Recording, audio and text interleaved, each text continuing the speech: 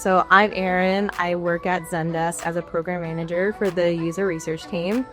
So my one piece of advice is to not be afraid to ask strangers for favors, referrals, conversations, for anything. I used to be a clinical research coordinator at the medical school here in San Francisco.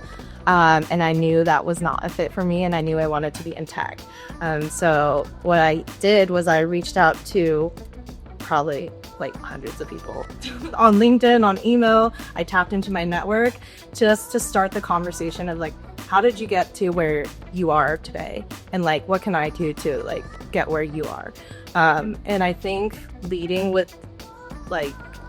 the conversation with like an informational interview, not like a jog, is also like really key to that. And there's so many people out there who are looking to mentor, to help other people. I know even like for myself, when people reach out to me, I'm more than happy to, refer them, talk to them on how to get your foot in the door. Cause I think that's the most difficult part, especially if you have a different background, is just like getting your foot in the door. But once you have that foot in, like everything just like makes much more sense. It's a lot less scary. And then you start to kind of like tie the parallels of like, oh yeah, like my experience, talking to patients in the medical centers, that's like talking to customers in some ways.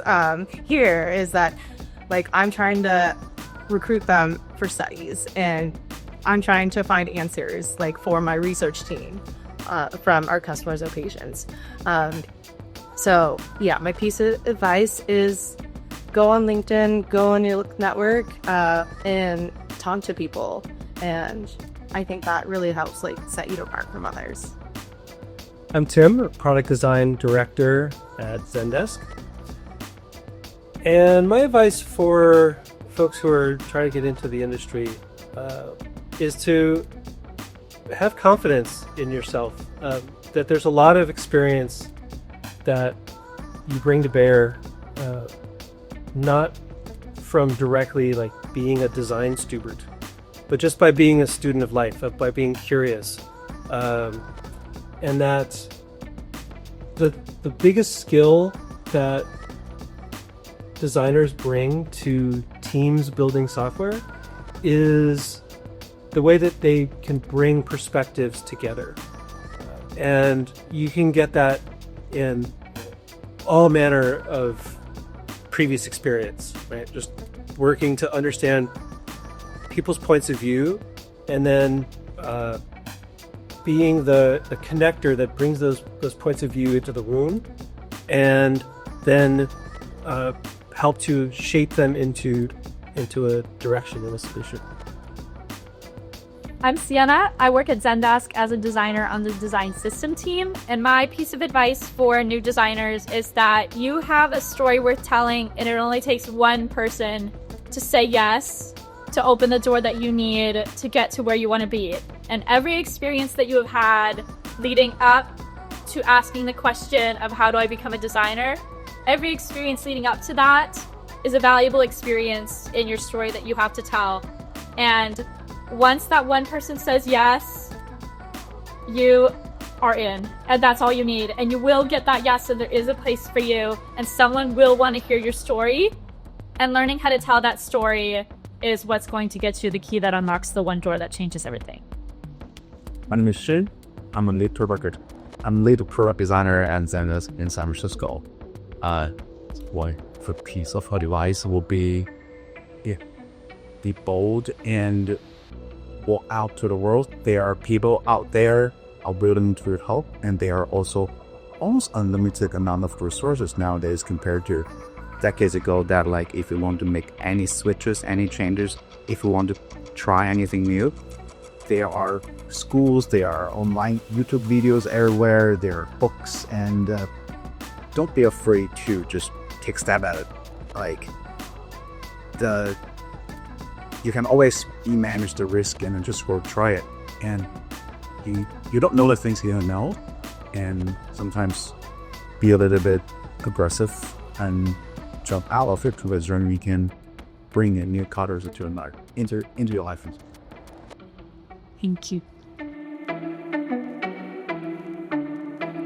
It's okay if you don't have a 100% design-focused background, because what matters most about studying design or practicing design is the ability to think about how others think and to design solutions that are the best fit for the person you're designing for.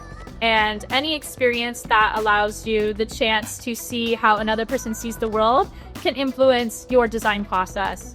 And being able to pull that experience from a variety of places is more important than completing a certain number of design classes or learning a certain number of theories. It's really important that you can approach a problem with empathy and curiosity more than it is important that you get every single color right or every single pixel right. What matters is the human aspect, and the human aspect is what makes good products.